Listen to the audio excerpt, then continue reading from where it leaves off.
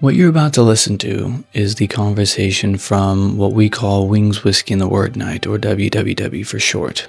It is a ministry that Jeremy's been doing for years now that is now part of Icons reGospeled, where we have wings, whiskey, and talk about the Word. So with that, we hope you are encouraged to start your own Wings and Whiskey night with wherever you are from or located. Talk about the Word. Without further ado, enjoy the conversation.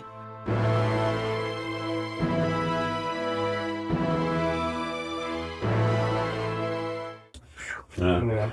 But what about the content? What do you like start view the episode in your minds from the beginning. Like, what is the main idea? How does he set it up? What's he trying to convey in this whole concept of being a disciple? I mean, he questions he asks a why to start it off, but he also then questions, like, your everyday Bible story. Mm-hmm. Like, he questions the motivation, which I always hear about the works of the disciples and the work of Jesus, but never like the why or the motivations. And that was, like, the new question that he put out there. So that begs the question, what is a disciple according to him, or according to this content, and what is a disciple according to what we generally think? I mean, disciple, in Iran, we have a word for it, murid, which means you actually follow the footsteps of whoever is the leader exactly like that. Mm-hmm. You never question, you just follow, you believe. And that's what the word actually means. Mm-hmm. And I think I didn't like the way he concluded that because Jesus went to the beach and grabbed those people, it means they weren't qualified. Mm-hmm. Because what if they never wanted to be a disciple? Like, not everybody probably just wanted to be a disciple. Probably some people went. Maybe they were really actually very elite member of the society. It's just they chose a different, path. And since Jesus was an innovator, I actually thought he really innovated in the business of being a rabbi. Going to the beach, grab his disciples, rather than waiting like other rabbis for somebody comes to beg to be. So he actually selected them, and I mean, we don't know because he was in his close to his 30 when he actually was doing this business. He really knew at that point, there wasn't too many people around. He knew everybody probably by every detail of their lives. And he going to the beach picking this man, I think he basically exactly knew what he's doing. He knew their capacity, and he knew they can do the job. Though they probably weren't a God-based, people, he saw it in them that they would be a good for the purpose he wanted them.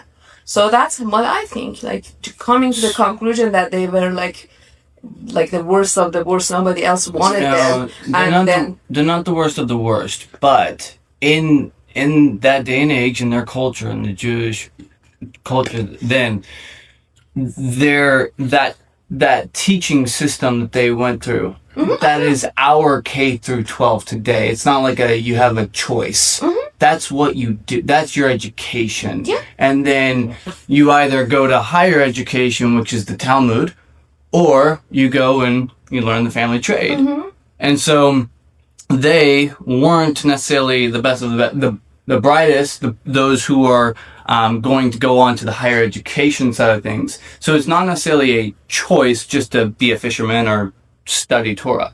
No, you study Torah because that's what all Jewish boys do. Yeah, everybody does. Right? So they didn't have a choice but to do that. They didn't pass the bar to study and go on to become a Talmudic. But how do we know everybody had to go? The choice not to what go they forward. Never wanted. Like, maybe at 12th grade they just said, "Hey, we're good. This is enough for us of God. We're gonna go." So your question is more of like, how do we know that historicity is correct? I think there's two sides of this coin, and you're right to point this out, because a person can either be rejected by society, no, you can't continue on. They can also succumb to self-condemnation and not continue on, but Sure. also, you know, they may very likely have, you know, I just want to do something different with my life. And the scripture also talks about, you know, we have a plan for our lives, and God interrupts that often. Okay, so You know, They could have been the brightest, had all the accolades to go forward, and they could have just been like, I want to continue family business. yeah, right. That's one thing. But to be in third grade today and just be like, yeah, I don't know about this whole school thing. Yeah. Like that's not really your choice. But yeah, but he's not talking about You know, people like, that are in the third grade. He's talking if about that's the people that case, are- then yeah, But okay, the I other understand thing that. is, you can't judge it based on what happens in the United States. Like in Iran, No, I'm just a lot bringing of third graders actually don't continue, and they go actually do work. You know what I mean? So the Yeah. whole world, you got to look at, and he was actually in the location that was in the United States. It's just So- a good analogy using the United States. Yeah, but what I'm saying is there's a very That's all. good possibility, That's all. knowing that culture, that it this is what happened.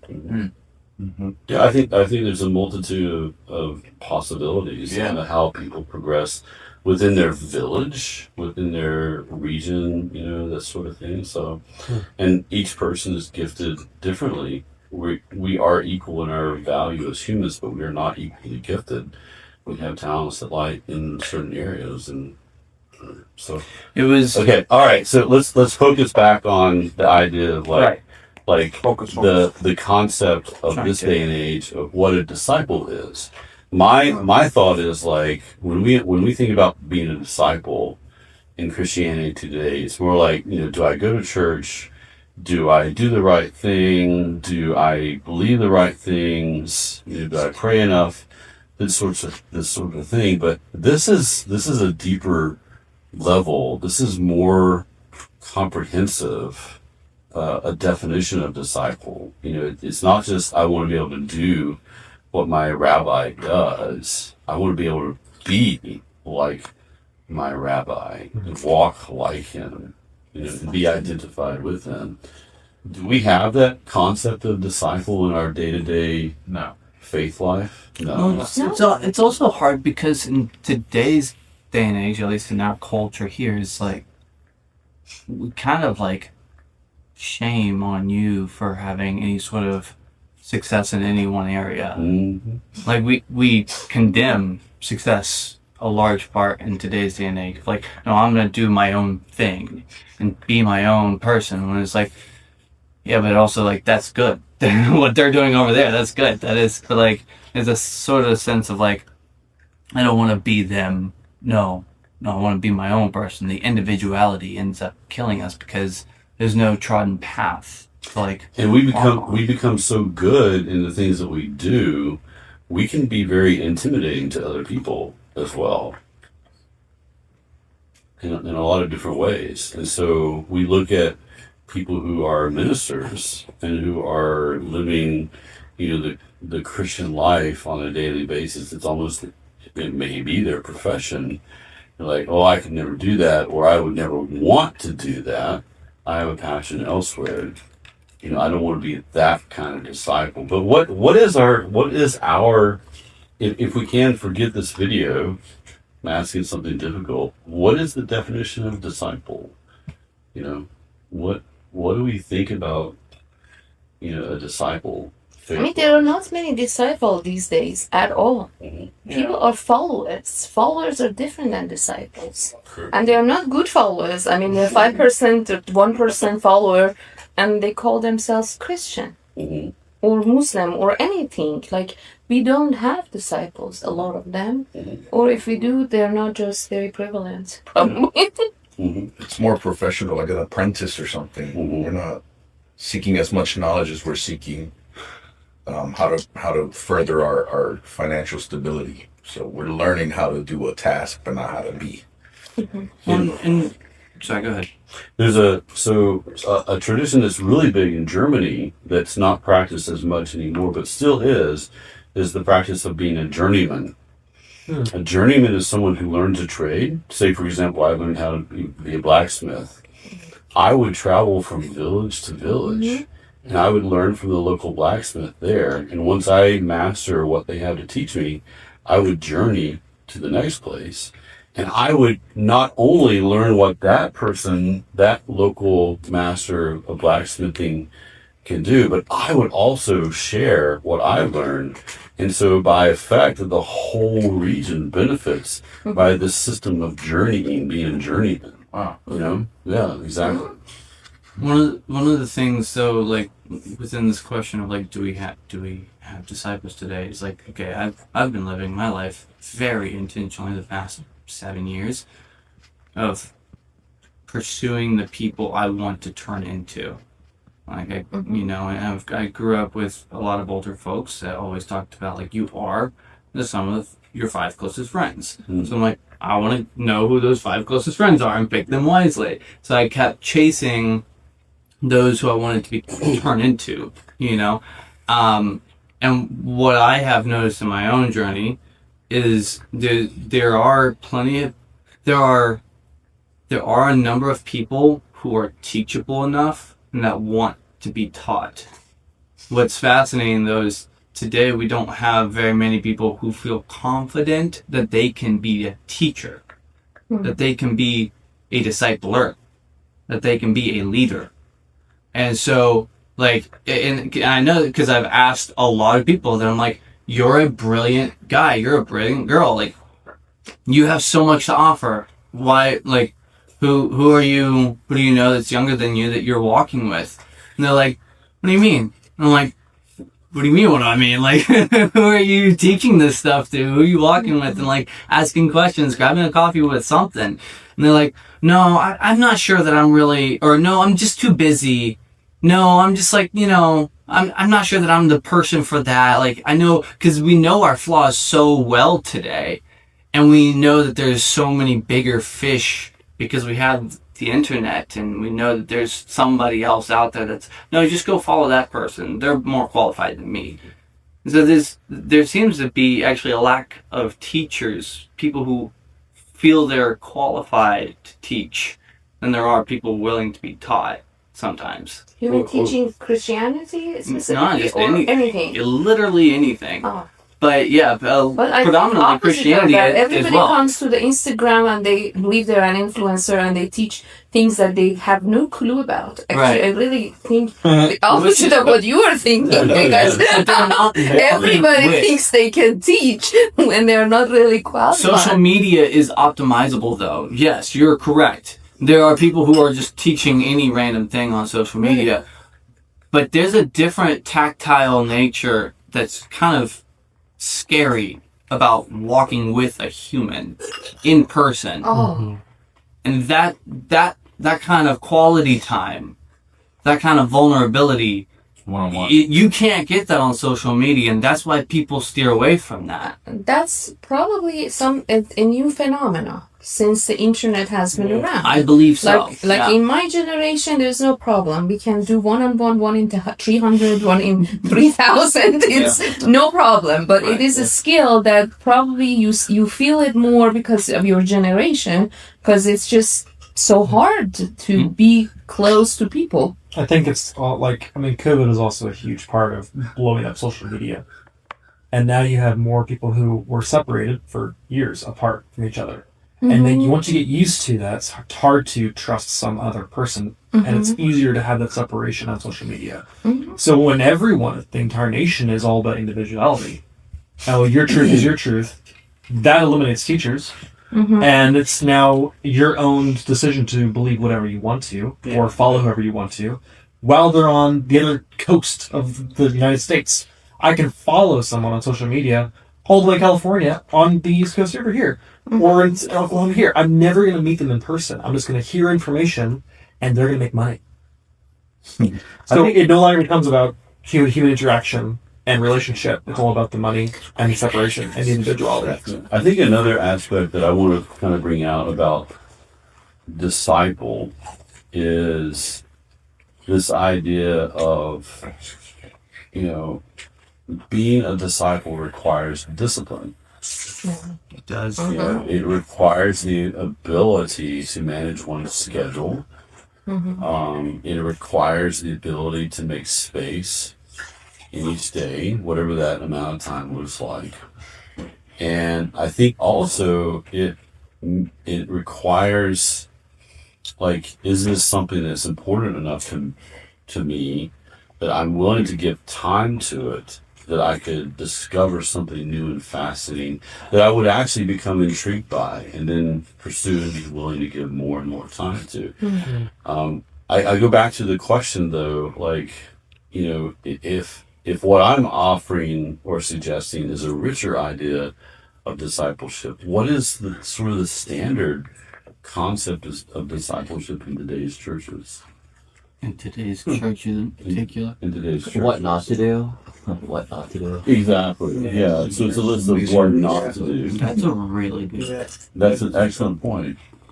And I mean, is there actually any focus on discipleship at the churches? They give lip service a lot of the time. Some churches do. Some are working on it. Some individuals do. I'll say that. There's individuals in most churches that will pursue that, but I see. Yeah, I think there's Can't elements program of discipleship. Like this is an element of discipleship right here. You know, but discipleship is more than just meeting together on a regular basis. Yeah. It's actually community. It's actually relationship. You know, and you know our schedules are super tight. You know, and don't really help for that. But Mitch brings out a really good point. Like a lot of times, discipleship is presented as like, well, don't do this, don't do that, don't do this, don't do that, and then it becomes very negative oriented. And who wants to always be examining themselves in a negative sort of way? And as opposed to a way that actually, as we see Jesus does with his disciples, is a qualifying way. Like, okay, maybe you didn't choose to go further with your education, or maybe you were rejected, but I accept you. And I am going to invest in you. And as we walk together, I'm going to pour identity into you. And it's not going to be about not what to do. It's actually going to be about what's available for you to do. It's the positive. But I do want to ask like one question. Not it's a one of those questions you answer on your own. Don't actually toss out an answer. But it's the question of like, do each of us here, that's Josh, Marissa, Trey, Mitch, Jen, Thanks. Joe, Jeremy, Nargis, Steven, right? It's like, who in your mind can you point to and say, that's someone whose dust I would be privileged to have coated on me? By walking behind them so much, literally the droppings of the ground they have kicked up and it is now kicked on me. Who would I find that privilege to walk behind in my life? If you can't name them, let that rest on you a little bit. Let that sink in. it may be more than one person that you find respect for in their particular master skills. So. And if it's a privilege, then you want to do it day in and day out. It's not just a check in on their Instagram or their Facebook page, like we're talking about being followers or subscribers. It's I want to walk behind you day in it. This is a privilege I want to like hold on every day with. I was thinking about the discipleship and social media thing, and try this on in my mind and walk with me in this journey as I try to articulate what I'm thinking. But discipleship one-on-one is, first of all, time consuming. There's little to none monetary value. The person that you're discipling isn't paying money. You're not making anything. Yeah. There's been a cash grab of this discipleship model on social media for people to say and sell and do things that really don't have any value. It's just a bunch of stupid shit online. And maybe they might be experts. They're probably not. But they probably know enough and have enough confidence maybe to talk about it. But they're chasing money. They're chasing fame. They're chasing themselves. All these things. I bet 99% of people on social media that are trying to sell a product or sell a course or do a thing or to build a following don't care about too much other than making cash off their channel. Anyway, subscribe. They-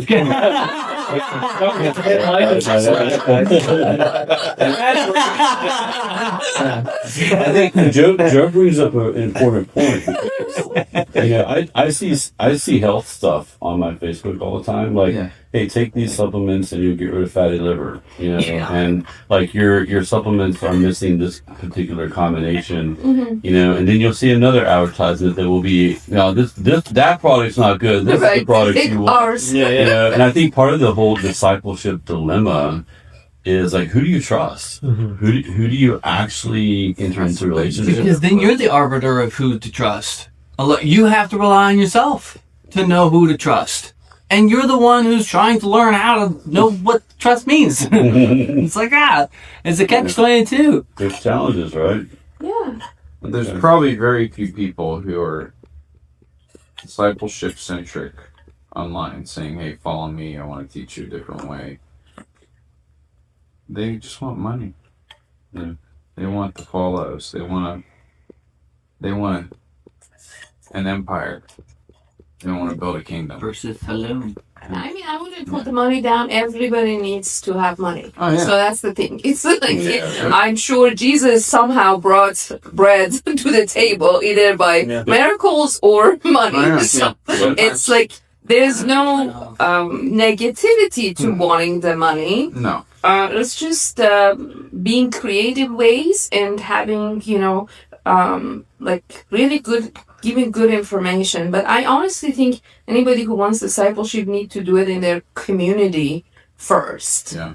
And then expand rather than starting from like a social media aspect. Because I mean, just having the impact of one-on-one, like what he's doing now, one-on-one, like having eating together, like seeing each other in real life, that's really important. Yeah. Making money's good, and we should make money. The issue is with most of the people probably on social media is that's their first Intention, yeah. motivation. Yeah. They don't give a rip about you. They just either want to sell you something or sell you on an idea or get you coming back for more. Because that gets them. That's why I actually want to believe low key that the disciples were the rejects, because then it makes it a universal call to go and make disciples. Anyone can do this. You don't have to be of any status. You just got to be intentional, I guess. Yeah. Well, by no stretch of the imagination was Matthew a reject of his people. Sure. Matthew was definitely a reject. He set himself up for that. He did. He did. That was a choice. For Through sure. the Yeah, but Just exponentially, if Jesus made 12 disciples and then each one of those 12 made 12, and then those 12 made 12 and 12 and 12. 44,000. but it is. How many would you have after a certain amount of time? It seems like a lot. After 17 years, you'd have the entire globe. But it is. Yeah, it is a. Is that the metrics? Yeah. It is a double-sided problem, though, between like, all right, in each of our lives, right? It's like, okay, and I wonder too, like, to what degree would you call, someone who's apprenticing under a blacksmith in that day a disciple? Like, would they be an apprentice or a disciple? Is there a difference? That's a good question. I don't know. I think a disciple was something to do with like the Torah. Yeah, I And like figure a rabbi. religious versus apprentice would be like a trade job. general. Actually, That's all. actually, Stephen, your question sparked something from the Bema podcast. So from the Bema podcast, we learned that when, in Jesus' day, when a person entered into a discipleship relationship with a rabbi, that rabbi would replace the legal authority of that disciple's parents. Yeah. That is the level of commitment that the disciple and the mentor, the discipler, had with each other. That's pretty big. And that's huge. Massive. That's huge. Well, that's why Jesus was in charge of paying the taxes. Yeah, Yeah, he's because like, he "Go was catch that literally fish, pay like, taxes." he took the place of their He took the parents. place of the Yeah. parents. So there's aspects to this, what it means to be a disciple, that we can talk about all night. especially in terms of relationship, that are really important to understand. Like in our Christian faith, we are called to be more than just people that go to church on Sundays or go to a Bible study or that don't do certain things or whatever. This is a holistic lifestyle that we're called into relationship with a rabbi, someone who is showing us the way, who is the way, whose fragrance, whose dust is literally upon us. You can, I remember, I remember with Joel and Stacy Watkins. You know, some of you guys know who Joel and Stacy is. I was really close to them back in the old days. I would play with their kids, and young Rachel was 3, 4, 5, 6 years old, whatever. And I'd play with the kids. James Watkins is the oldest brother, and Stacy. I remember Stacy commented to me one time. She's like, "I can smell you on her, like the cologne that I had or my deodorant or whatever." And I'm like, "That's cool. I'm nose blind to that, okay." But it's like people that walked with Jesus, they were recognized by those who are around them. Like, okay, these are common fishermen, but they've been with Jesus. There's something that's there. It's not just a knowledge factual sense. It is a passion. It's a perspective. It's like, they're demonstrating love and community and grace with each other. It goes beyond what our definition of discipleship is in the modern day fellowship. And there was also caught that one. Last point. Yeah, there's also kind of an end state though for these disciples, right? Like there's not like you stop growing, but there is you have become your rabbi. Mm-hmm. Now go and do rabbi stuff. Yeah. Right. And when does the rabbi do that? When does their rabbi mark that point that says to them, "You can do what I do"? I don't know. We don't know that. They must have some Who decides? qualification, like It's metrics. when the rabbi says, like, you're good now. Mm-hmm. Mm-hmm. Yeah. Is that Right. So like, Is that what's who up? is? So there is a certain kind of like, I don't know, initiation that happens when the rabbi says, "You are now me. Go and make more disciples." Mhm. Right. And so it's like, as disciples ourselves in certain circumstances, or when like, I don't know, how old does Josh have to be before he gets approved to go do rabbi stuff? Go make disciples, Josh. When are you approved? Now, Jesus said that to his apostles, and we take that as the great commandment, but also like not maybe everybody should be trying to make a disciple like at 16. Like maybe you should learn some stuff first. Well, But maybe that's a bigger conversation. with Jesus, the answer is actually pretty simple. The rabbi would just say, "You're done. I've taught you everything I can teach you. You're good. You're good to go." And that would be the date of departure, as it were, where the rabbi recognizes that now you have learned what you need to learn, and you can go on your own. So, and Jesus makes that exit for his disciples very clear. I won't be with you any longer, Right. and only a little while longer. So, all right. So, one last video. Please pay attention. Can I add What? something real quick? Yes, please do. I was gonna say, just because we were just talking about it, young adults, but in John 21, where it talks about where he's asking Peter, "Do you love me?" And he's like, "Yes, I do, Lord." And he's like, "Feed my sheep." Mm-hmm. And they asked him again, and he's like, "Take care of my sheep." And then again, he says, "Feed them again." So like, I think the point is like when you really have a lot of love for, like, he loves Jesus, he's like, "Okay, I'm sending you out to be a disciple. Go take care of my sheep. Go feed them. Go do this. Go be that disciple." Mm-hmm. So I just kind of wanted to add that shepherd. Yeah, we were talking about shepherding and how we are on position to be that shepherd to someone because we reflect him. Yeah. Was Jesus a shepherd or a carpenter? Both. Both. Okay, I know what you mean. Sorry, I jumped ahead. Yes. Bring it back. Yes, and. He would have been a combination possibly of a carpenter or a stonemason. So the word that's used to describe him could be both. Almost a stonemason or day laborer kind of thing. Pardon? Like day laborer. I don't know if it was Ish. day laborer. Okay. I just didn't know if there was like a more general broad term there. All right, guys. Let's stay together. Come together. 10 minutes. Owen one. The Owen one. Orange. Owens. Trey, could you hit the light switch? Wrong one. No, that's a good one. All right. I have basically one question. Why would I show these two videos together tonight? What do you think the message is? Could be more than one. Why would I show a video on discipleship and relationship with our rabbi? Being like our rabbi, identifying with our rabbi, being able to do what our rabbi does. And then a second video on something that we want. Maybe our Father has something else for us. Why would I show these two things together? The second one was also relationship between father and child, and a different perspective. So I think they were both the same message. Okay, yeah. Relationship.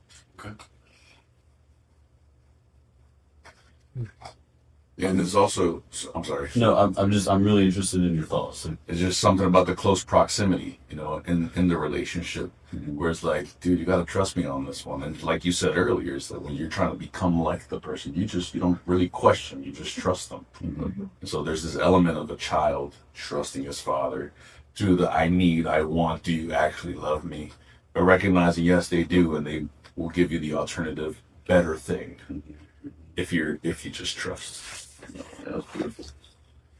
Having childlike faith in seeing who God the Father is and becoming close and also reflecting who he is by building your deeper relationship with him and being around people and just sharing what he's reflected off of you through him to you, through you from him to your people.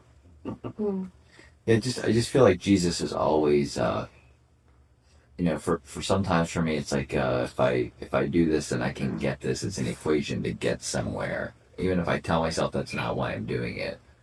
And it's like I'm never gonna actually arrive. So if I get this thing that I want or I'm praying for, it's not the secret sauce, right? It's not. It's just there's just a new, it's not the answer. I don't know.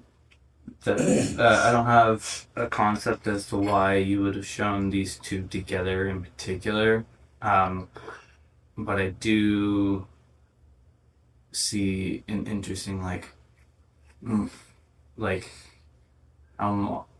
today's Christianity largely sees the first video, doesn't always see the second, and that Jesus is our rabbi, Jesus is our teacher, Jesus is something else besides my dad.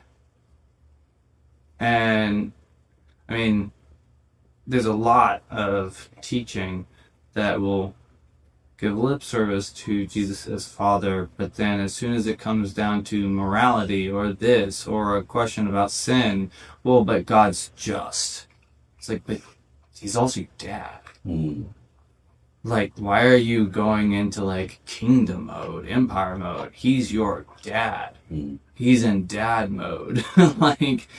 And so, I'm still not entirely sure what your thoughts are on the combination, though. It's a difficult question. How do we know what's in your mind? What you're asking is we're not mind readers. I want you to share I what's don't in your think you're mind. fair or just. No, I want to hear what's in your mind. He wants to find out who's Tell us how you really feel. Are you? Let me check your fingers for the sauce. This is your application. This is your application. Don't be dusting with the sauce. Good thoughts. What other thoughts? What connections did you guys make in your mind between these two videos? Maybe that's a better question. And I think the timing, the season was different. Mm-hmm. Like one was the winter. Yeah, sure. Yeah. Throughout the like seasons, still God is present. Yeah. Good point. There's like 20 Numas or something, and that one was the earlier one, but they're all numbered. But yeah, that he filmed them all through all the seasons. I think. I feel like I know what you're doing. Well, okay, explain. No, I was gonna say is like they're interchangeable because if you're walking closer with God and you're in servitude to them, the gifts of the things you want in this life come quickly and more naturally, as opposed to not serving God in the ways that He has for us, and then you don't get as many things you want. And you're like, "Why are you so far away?" I'm like, "Well, did you obey my commandments? Did you do what I did?" And then you see that at some point in time we're coming back to you then too. So I kind of see it as like cyclical, like the closer you God, the more you're following Him, the more the good things come, the more connected you get to Him, the more. And that's the circle you want to be on as opposed to your own circle where self needs, self-serving. I'd see that, but I would also say it rains on the just and the unjust. Right. It's Some of us have bigger umbrellas, though. Yeah, right, I was going to say it's a big umbrella. some of us have bigger umbrellas because we're dumb. But that's just a whole other thing. We choose to hold up umbrellas. We're Something like, went wrong. Please try again. yeah. I agree with that. We're like, oh God, rain on us. But hold on, let me get my umbrella out. Yeah. Only a little bit. A little bit. Only a little sprinkle.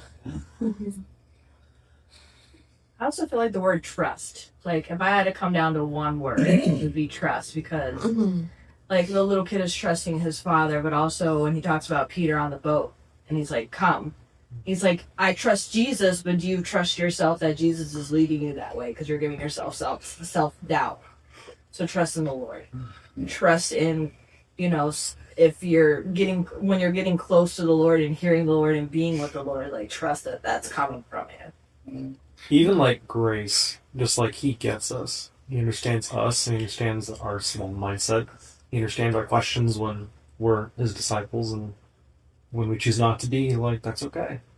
I'll still wait for you. It also comes like, second was like, pleasing Him just came to mind, of like, we don't have to please Him like we already do. Like, He's the one giving the gifts, He's the one discipling us, and He's the one that sees our mindset above, like, our small, fed to mindset. And He says, I got so much more for you. So, There's two words that sort of come to mind for me: want and need. Like the first video was, okay, I think everybody needs discipled. There's definitely a need, and who wants it? Who's willing to chase after it? Shut up. And then I'm sorry, I didn't get that. exactly. And then the other one with the kid, which I've had 4 kids, and I've tried my best to be a good dad, and most of them act like that little bratty kid. I need this. You need me to slap you across the face. No, can't do that in the U.S. But you should be able to. The territories. Yeah. It's not impossible. Yes. Yeah. Oh no, you never actually do that. In private. Oh, no. You watch yourself Say that before to you my do that. Okay? Say that to my dad. But Switch out of the I think sometimes there are things that we want for ourselves. I've even seen this in my life is, man, I really want this, and then the Lord has this gentle, sort of like how a reed bends in the wind, of showing me that the way that I thought is not the path that He was thinking of, and not even, like, my idea was not even as good. And there are a few things that come to mind, so I just got finished restoring some chairs with my son, and I've talked about this, and the restoration process is hard, and it's sort of gritty, and you got to do things, and you got to learn. But restoration and even being restored the product at the end is so much better than the original. And I think that's what the Lord is doing in us through discipleship and thinking we know what we want. Like, the restored version of us is way better than we could have ever thought. Way better than we could have ever imagined. And it's amazing to see that happen. What people, even in my life, I'm like, whoa. And I'm like, we're sparring, where it's just, I've been very blessed. And I'm like, wow, this is way better than I thought it was going to be. This process is so much more and so much more rewarding. And I don't know, I'm just thinking out loud. I'm a verbal processor. With the idea of trust that Marissa brought up and other people alluded to, is like, you trust someone, like the idea of trust is tangential to the idea of perspective. You trust someone who has a greater perspective on it. Like, what is perspective? It's your point of view, right? It's like what you understand, what you're seeing. And it's like, okay, God, obviously, we understand, is seeing the whole thing. Forward and backwards, through and through, as you, from besides you, all these things. He sees the whole thing. He understands. He has a greater perspective. Yeah. But also, we are so quick to look down. I can't remember the exact quote, but there's somebody who says something along the lines of, like, when you're like the idea of depression, or just looking down, when you hang your head, you start to become the largest thing in your universe. Everything's beneath you. So now you have the greatest perspective. Not necessarily intentionally, you're not like thinking of that intentionally, but that's slowly what you become to believe, is that, no, I know what I'm doing because I'm here, like I'm above. But then, oh crap, when I get underneath, in a field away from the city, and I'm looking up at the stars, and I'm like, whoa, I'm dust. I am the dust. And that gives you a different perspective, and being able to like disconnect. And we were just talking about this at Champs the other night, is like, when you are on your phone online all the time, you inherently become kind of disembodied. You get into online spaces, and maybe this is too far-fetched, but I don't know that you can really be in tune with your body at the same time you're staring at a screen. Maybe a hot take. So if that's the case, then like, we are so often disembodied, looking down, the biggest thing in our universe, we have become God. And so like, to trust God, to trust your rabbi, to trust your father, is recognizing there is bigger and better than you. Like, there is a better perspective to trust in, to rely on, blindly even. One last thought somebody wants to share, and then I'll wrap things up. Were any of us close? Pardon? Were any of us close? Yeah, that's a good question. We want the answer. Survey says. Survey says. Sorry. We interviewed 100 people. That's right. Survey says. Everybody was. What was the answer? Jeremy, why'd you go and see So together? I would like for everybody to remember two things from this evening. It should be pretty easy. May you be covered in the dust of your rabbi. Yeah. That's just what he said. That's why it's easy to remember. The second thing I want you to remember is the orange one. Those two things. May you be covered in the dust of your rabbi and the orange one. We're going to turn that into merch. Two things. Tonight, we're going to turn that into merch. If you want one, let me know. Text me, all right? I can make it for you, dude. Two things about those. You get friends and family discount. Okay. So for you to be covered in the dust of your rabbi, where does your rabbi have to be? In front of you. In front of you. in front of you. Actually, Okay. Come on, focus, So guys. this is where trust Jesus comes said, "Eat in. my dust." I don't have any. This is where trust comes in. Okay, because as a driver in a car, I do not like to be behind a car. I want to have a clear road in front of me.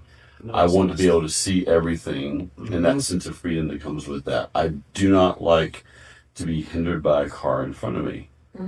But if the dust of my rabbi is going to be covering me, I have to be behind my rabbi, trusting the way that he is going, and I'm following that way, trusting him. Lord, what you're leading me in, Lord, let's just talk about the word Lord for a second. Who has the authority? Who makes the decisions ultimately? Lord. Okay? Lord, I'm trusting you that in the direction that you're going, as I follow you, it's the direction that's the best for me. Because as my Lord, as my Father, as my friend, as my brother, you have all these things wrapped up in your heart for me, and you're not going to lead me into anything that's going to be harmful and hurtful and detrimental to me. It's for my benefit. You're wanting to build me up and cause me to learn these things. So there's trust involved in this situation of having the dust of my rabbi upon me. And then a similar idea, the orange one. The kid never had in his mind the orange one until his father presented him with the opportunity. The kid had an inferior idea of what was possible. We always, because we, like Stephen said, when we become hyper-focused on something, on the thing that we want or the thing that's attracting our attention, we think that's the thing that we want. We think that's the thing that's going to satisfy us. And that's what Mitch was talking about a minute ago. It's like we go after these things and they don't satisfy and they disappoint ultimately. Well, duh, is because you don't know the path that you're actually on in life. It's your rabbi who knows. And we follow our rabbi. Yeah. He's the one who's leading. That's why the Torah is called the way. Jesus is called the way. He says, I am the way, the truth, and the life. No one comes to the Father but through me. And we're all longing this deep relationship with our Father. If we follow our rabbi, we get there because that's where he's going. That's what he's doing. That's what he's saying. That's what he's seeing. So the dust of your rabbi covers you when you follow him. And the orange one, because you get the orange one. we get the orange one, and we don't. The thing is, we don't even know to ask for the orange one until we follow our rabbi, and he shows us. So it's like, okay, God, I've been pursuing this thing over here, and all of a sudden, I realize, wait a minute, you have something far better for me. Who is this guy? Hello. Hello there. Hey, Selah. Selah. just let's Selah. Selah. Man, you got here pretty quick. You got here all by yourself. You looking for the orange one? That's impressive. Wow. Judah. Brownie Guys, we're almost done. Let me just finish my thought here. Okay. Thank you for the brownies. So awesome. So we just finished watching Dust and Orange One, the kickball. Orange one. Guys, I want you to take this with you. Yeah. Think differently about what it means to be a disciple. It is not following a list of rules. Yeah. It's not a list of requirements. It's not religion. It's relationship. And the dust of your rabbi can only cover you when you're actually following him and trusting him that he's going in a direction and at a pace and to a destination that is actually for your benefit. And that thing, or that destination, that benefit, is far better than you even know to ask. It's the orange one. And you know what? Your Father is going to take a victory walk with you when you get there. kick that kickball right at your face too. All Yeah. right. You'll toss the first ball in. All right. I appreciate all of you guys, every one of you who's here. Thanks for coming out. Appreciate it. We're meeting again on the 2nd at if nothing changes, Ben Venusa's and Maureen Venusa's place. Movies for Humans this coming Thursday, probably here. I'll let you know. But any other things that anybody wants to share, and then we'll be done. I just got a picture of like a driving on the highway during a winter storm. You know, it's like you're on this path with so much resistance and slip wrist factors, but then when a plow truck comes through and you get behind that thing, it's clearing the way, but you're gonna get the dust, you're gonna get the salt thrown on, you're gonna get Great the dirt, point. but the path Yeah. is laid out for you. That's Good, dude. incredible. Unless you're Jeremy and you pass the truck. Yeah. I will pass the truck. Just kills me. It holds the road. Right on, Reg. Can I pray for just a second? So, Father, I bless every person here. Thank you for just this community, this family. Thank you for speaking to us. We are your children. Your heart is for us. You have created us. We are your masterpieces, your poema, and we are unique to you. You made us because you love us. And I just bless each person. Bring us back together again soon, and help us to really, really trust that you're good.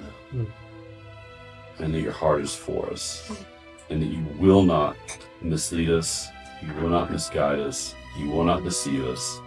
You are entirely 100% trustworthy.